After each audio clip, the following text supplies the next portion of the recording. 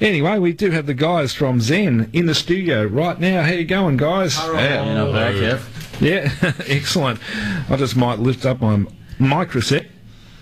Maybe that'll help better. How you all going? Like, there's 4 of you here, and is that, am I right in saying that's 80% of the band? Yeah, we got one member. She's not here tonight, the bass player. Yep. What's her name? What's Serena. Serena. Where is she? She had a dinner date with her father. Oh, okay. Any excuse. Yeah, don't so, what are you guys' names and what do you play, since there's 4 of you in here? All right. Left to right. I'm Cameron. I'm one of the front men. Lead vocalist right there. Or lead vocalist, sometimes. I'm Nathan, play guitar. Are you one of the front men as well? Sometimes take it from the back, yes. And we have 2 other front men here. What are your names? I'm Scott. I'm the front man from the back, playing the drums. Right in the back. Yeah. Nick here, playing the other front man, and I do the console stuff and vocals. Okay. Console stuff. What does that mean? The Death Console. The aptly named Death Console.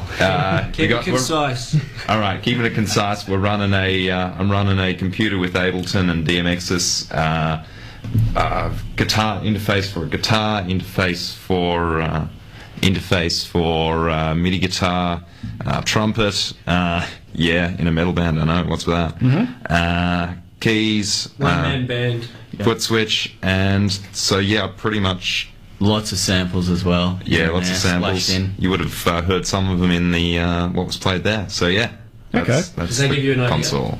Oh yeah, for sure. Yeah. He's the sprinkles on top of what the rest of us do. Yeah. But it's a ZEN metal band. But what is a metal band? Well, I mean, there's so many different categories of metal these days. Yeah. I mean, that sounded like a bit metally, but kind of like, I don't know. How would you classify it? It's not really total metal, is it? Yeah. No, it's kind of hard to, as you said, there's lots of genres these days. I guess a best comparison would be probably like a System of a Down. It's a bit eclectic.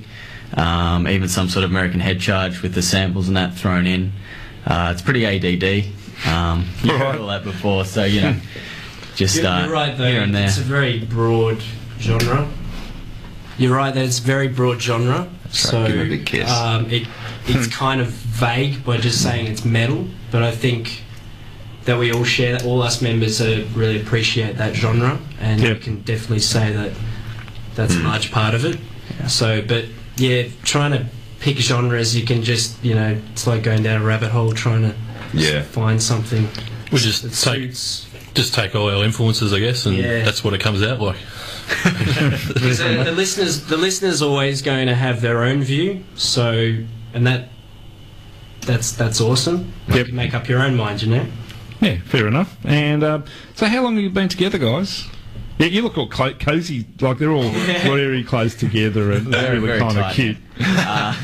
The band first formed in late 2006 as 4-piece.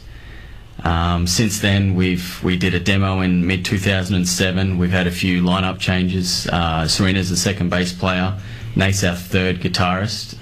We got Cameron started 2010, and we've sort of developed from that point. Really, sort of come into our own. Recording the Peace and Quiet EP started this year, and Nathan Cam adding to the lineup, bringing it to a 5-piece, has sort of shaped what it is now. Okay, and like as a live band, I mean, have you got lots of followers these days? Are you starting to accumulate people? With the loss of different band members from sort of 2009 through 2010, we've sort of had a little bit of time off from the gigging scene. We did extensively through 2009, but more recently we've sort of focused on the sound. We've had a bit of time to reflect on the music, and this Saturday we're playing the Espy, which is sort of our welcome back gig. We're launching the EP, and we're going to go from there with sort of this new lineup. Okay, so this EP that you've got out, it's the first thing with all you guys in it, basically. Yep. Cool. That's right. And basically with this recording of the EP, what did you do? What was the process? Did you go into a studio and? Penny Drop Studio with Warren Hammond. Talking into the mic. And he did did good stuff for us. Obviously, He also recorded our 2009 EP. yeah. And he really stepped it up an extra notch with this one. We're quite pleased with the results. I think it helped too that he actually really appreciated what we were doing. So whenever a producer or somebody that's involved with the music is getting into it, it's like they become another member of the band, I believe. And we got that experience with Warren. So. Okay, and he didn't try and push you too far in any ways you didn't want to go or anything like that? Because we did the 2009 EP with him, he had to feel what we were doing, and he just knew to expect crazy shit. Okay. And, well, we stepped it up. He had a few suggestions here and there, different songs. Yep. We took that on board, and most of them we actually, we did those changes. But he didn't alter massive parts of the songs. It's not like he ripped up choruses and that, just sort of little bits here and there that he helped shape. He trusted what we were doing as a whole. Anyway, there were little bits and pieces that he gave his input. So Cool. I mean, I was just talking to the Huston Creepers, and they were saying that they kind of pushed them a bit too far. They kind of wanted to overproduce them in their album, and it was still a good album, but it didn't have that edge that they had live. So I mean, but obviously it's a bit more. I mean, how does it sound compared to live? Probably asking you too hard a question.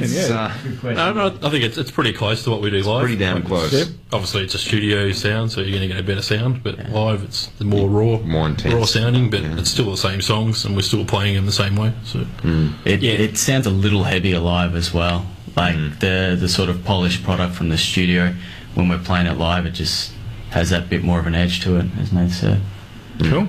And so, like, where are you playing this weekend? The Espy, Saturday night in the Gershwin Room. We've Salter Hype set up the gig for us, which many thanks to them. We got 4 other bands. Actually, it's a 4 band. The 3 other bands playing with us, and we're launching Peace and Quiet that night. Okay. Gershwin, So, like, you've got that EP. Is there any sort of thing like an LP in the pipeline? We'll have to get busy and keep recording. I think. Yeah, we're gonna ride this one out, play a few gigs off that, and we'll see where it takes us. We've got more songs in the mix. Nathan Kammer bring their influence. We've got a couple in the works, so we'll see where it goes from here. I guess Saturday night's the start. Okay, and who else are you playing with? We've got In Volume, Sounds of Cyrus, and we've got Sleeping with the Enemy opening up at 9. And it's a Gershwin Room in the Esplanade. That's right. On Saturday night. Okay, excellent. Thanks for coming in, guys. I'm going to play another track of yours. It's track number 3. Now, this is one's called Psalm 22. Yeah, we got the film clip up on the website if you want to get the visual. Okay, well, why Psalm 22? What's in Psalm 22? Not having read the Bible very extensively myself. It's one little line that's... I apologise to anyone who happens to have some kind of theist belief. That's okay. But as an atheist, this is a line from the Bible. It's like, God, where are you? Why have you forsaken me? And they don't actually say anything about it at all. It just seems to be this entirely pretty damn demo psalm. All right. So Psalm 22. All right. Forsaken us, where the fuck are you? Excellent. Well, thanks for coming in, guys, and don't forget to check these guys at the Esplanade Hotel on Saturday night in the Gershwin Room. Thanks, Kev. Thanks. Hey, cheers. I almost said Gherkin Room. See you guys later. Thanks.